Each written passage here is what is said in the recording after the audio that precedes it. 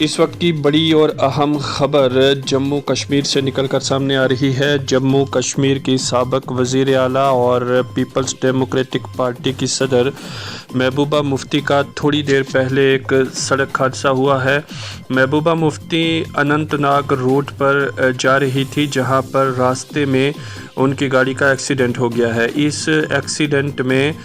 سابق وزیر اعلیٰ محبوبہ مفتی اور ان کے سیکیورٹی آفیسرز کو فوراً ہی گاڑی سے باہر نکال لیا گیا ہے۔ بتایا جا رہا ہے کہ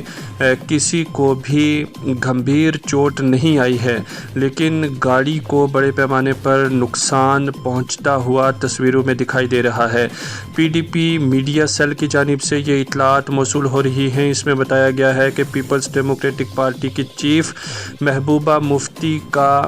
کار ایکسیڈنٹ ہوا ہے، اور یہ حادثہ اننت ناگ جموں کشمیر کے اننت ناگ ضلع میں ہوا ہے، اس روٹ پر ہوا ہے، اور اس میں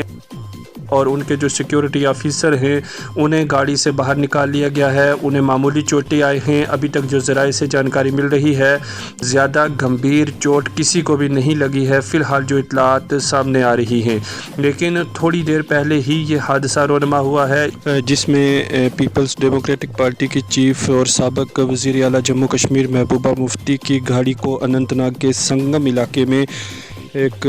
حادثہ درپیش آیا ہے، اور اس حادثے میں وہ بال بچ چکی ہیں، لیکن بتایا جا رہا ہے کہ ان کے ڈرائیور کے پاؤں میں معمولی سی چوٹ آئی ہے، اور اب جو محبوبہ مفتی کا قافلہ ہے وہ آگے نکل چکا ہے، اور پولیس ذرائع سے جو جانکاری ملی ہے، ایک اعلیٰ ادھیکاری کے مطابق وہ جائے واردات پر پہنچ چکے ہیں، جائے وقوع پر موجود ہیں، اور کسی کو بھی وہاں پہ کوئی بڑا حادثہ جو ہے، یہ ایک بڑا حادثہ ضرور تھا، لیکن کسی کو چوٹ فی الحال نہیں آئی ہے۔